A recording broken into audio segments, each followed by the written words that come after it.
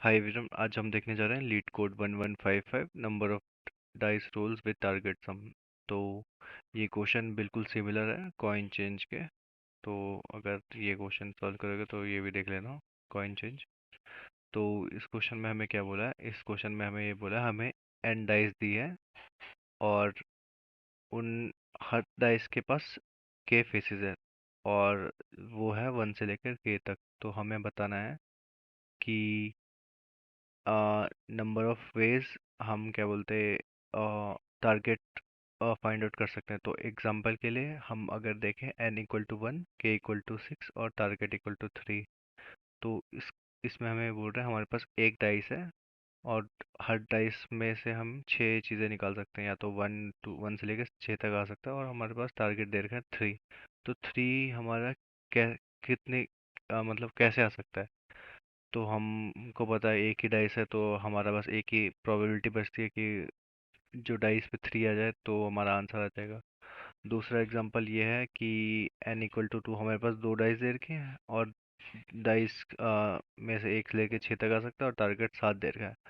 ठीक है, तो अब हमारा आंसर क्या आ सकता है? हमारा आंसर मतलब पहले डाइस में अगर 1 आए और दूसरे में 6 आए तो हमारे पास एक पॉसिबिलिटी है, दूसरे में 2 5 3 4 4 5 5 2 और 6 1, ये हमारे पास पॉसिबिलिटी। तो इसका आंसर 6 आया। अब बड़े इनपुट्स के लिए फिर इसका आंसर जो भी आएगा वो देखेंगे। तो पहले तो देखते हैं इसमें क्या चल रहा है। मतलब इसमें हम इसका इसका हम रिकर्शन ट्री बना के दिखाता हूँ मैं। तो इसका रिकर्शन ट्री ऐसा होगा, जैसे हमारे पास टारगेट 3 दे रखा है इन्होंने। तो 3 में हमारे पास के हमारा डाइस क्या हो सकता है? 1 हो सकता है, 2 हो सकता है, 3 हो सकता है, 4 से लेकर 6 तक हो सकता है। और फिर उसके बाद हमारे पास सम आ रहा है 2 1 0, मतलब ये जो हमारा सम था, हम फिर उसके बाद माइनस करके जो आया ये हमारा वो है।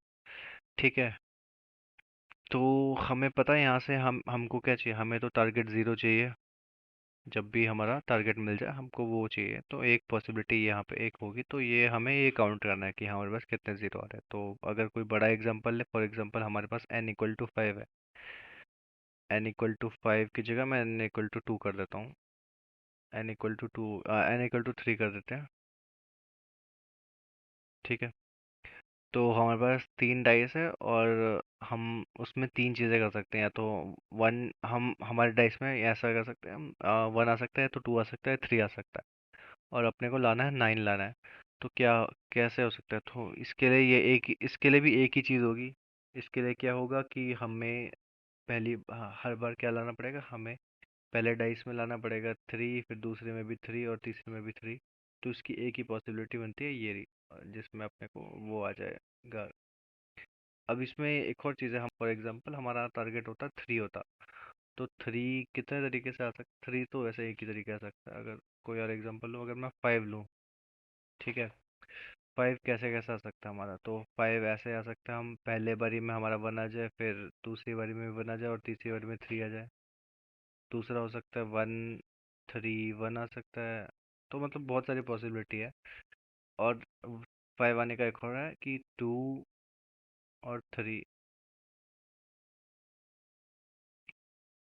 तो हमको आ, ये अगर रिकर्शन ट्री देखोगे आप, तो इससे पता चल जाएगा कि क्या क्या हो रहा है।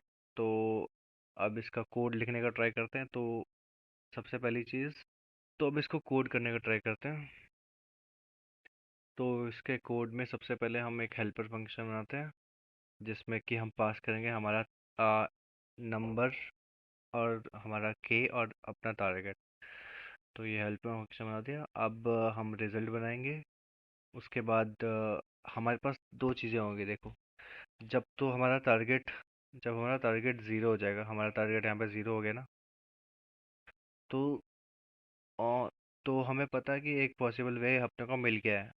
ठीक है, मगर ये हमारा टारगेट कब कब ज़ीरो हो सकता है? हमारा टारगेट तभी भी ज़ीरो हो सकता है जैसे हमारे पास हमें बोल दिया इन्होंने कि टारगेट 5 है। तो हमारे पास यहाँ पे टारगेट जब 5 होगा तो हम इसका ज़ीरो कब कब ला सकते हैं? 2 और 3 में भी ला सकते हैं ज़ीरो, मगर फिर एक डाइस रह जाएगा जिसका कोई यूज़ ही नहीं हुआ। थ्री और टू में भी हो जाएगा, तो हमने को एक और चीज़ डालनी पड़ेगी उसमें कि टारगेट तो हमारा ज़ीरो हो ही जाए, उसके साथ साथ हमारा जो एन है हमारे डाइसेस भी ख़त्म हो जाए, तब जाके हम रिटर्न करें। उसके बाद एक और चीज़, अब मैं यहाँ पे एक और चीज़ कर रहा हूँ कि मैं कर रहा हूँ N multiply by K greater than equal to target, ठीक है। अब ये क्यों किया है, जैसे कि अगर हमारे पास एग्जांपल दे दिया, उन्होंने बोला कि हम निकालो आप टारगेट 1000, और उन्होंने बोल रखा हमें डाइस दे रखे हैं, ये हमारा टारगेट है।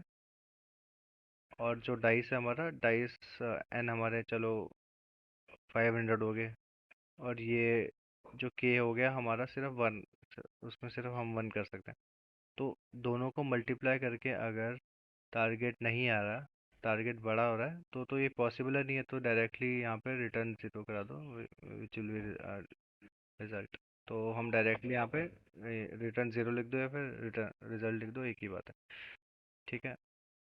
उसके बाद अब मैं क्या कर रहा हूँ, उसके बाद मैं क्या कर रहा हूँ, मैं लूप चला रहा हूँ वन से लेकर आई इक्वल टू वन से लेकर आई तक के तक, और मैं चेक कर रहा हूँ कि टारगेट जो हमारा ये नेगेटिव में तो नहीं जा रहा, जो जब माइनस कर रहा हूँ जैसे यहाँ पे सबसे ऊपर, तो ये नेगेटिव में नहीं जा रहा। अगर नेगेटिव में जा रहा तो अपने को कंसीडर ही नहीं करना है इसको, तो ये वाले तो इसके नीचे वाले तो सारे गायब हो जाएंगे, इसको मतलब अपने को कंसीडर ही नहीं करना, अपने को सिर्फ ये वाले कंसीडर करना है। तो एक ये हो गया, इसलिए वाली कंडीशन लिखी, और मैं क्या कर रहा हूँ, रिजल्ट प्लस करा रहा हूँ और हेल्पर में डाल रहा हूँ, हमारा एक डाइस यूज़ हो चुका है, और उसके हमने टारगेट की वैल्यू भी कम कर दी। और दूसरा इन्होंने बोल रखा है कि टारगेट बहुत ज़्यादा बढ़ा हो सकता है, तो इसलिए मॉड्यूलस भी हमने यहाँ पे लगा लिया है, ठीक है। अब बस इसको रिटर्न को रिजल्ट कर दो, और अगर मैं इसको सबमिट करूँगा तो ये अभी टाइम लिमिट देगा, क्योंकि अगर मैं इसको अभी मैंने अभी इसको सबमिट किया तो इसने मेरे को टाइम लिमिट दिया है। ये इसलिए क्योंकि हमारे पास अभी बहुत सारे ट्रांजेक्शन हैं जो हम बहुत बार कर रहे हैं। फॉर एग्जांपल अगर मैं इसका एग्जांपल लूँ, इसमें कोई सिमिलर ट्रांजैक्शन है क्या, जैसे यहाँ पे हमारे पास एन इक्वल टू टू है, यहाँ पे एन इक्वल टू टू है, तो और एन इक्वल टू